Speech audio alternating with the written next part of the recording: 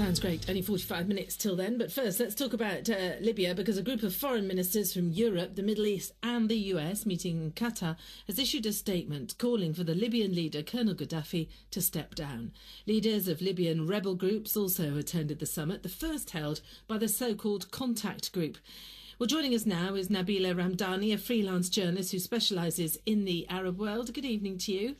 Good evening. How significant is it that this group of people, of foreign ministers, has called for Gaddafi to step down? Well, I think it's going well beyond the primary terms of the UN resolution 1973, which, of course, doesn't sanction the possibility of regime change, let alone the possibility of the West leading the rebels to outright victory against Gaddafi, which seems to be what the coalition forces are now aiming at. And in my opinion, this is where we really need to sit down and talk and engage with the Gaddafi regime, because at the end of the day, Gaddafi is still in place. It looks like he's not going to go anywhere.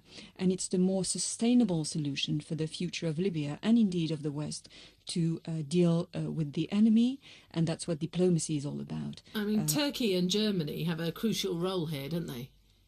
Very much so. I mean, NATO is very divided over how to deal with Libya. We have, the great Arab support is not there for the coalition. Of course, Britain and France want more military action, whereas countries like Turkey and Germany are much more concerned about where this is all going, and they are trying to curb the onslaught and the attacks on the Libyan Gaddafi forces. But also we've seen a number of friendly fire incidents happening recently, and it's worrying.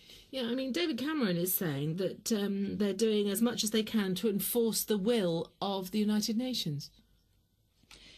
Well, David Cameron will be meeting President Sarkozy tonight in Paris, and they will be discussing more military action in Libya over dinner. And it's so they're not really going for a political solution. That's not on their priority list at all. It's significant, isn't it, that they're meeting for dinner to talk, but they're not with the others. Very much so. And what's also significant is that the British and French defence chiefs will be sitting at the same table dinner as well. So, and France is, of course, saying that NATO is not doing enough in terms of stepping up the military operations. And they are now, both countries, Britain and France, are begging, literally, Washington for military, saying that military strength is needed from the US.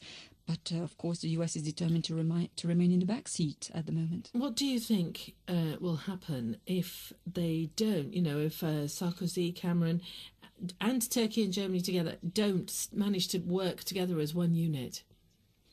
Well, it's evidently playing into the hands of the Gaddafi regime, because it means that he can, just sit tight, as it were. And, of course, division within NATO will put in jeopardy any long-term relationship with Libya.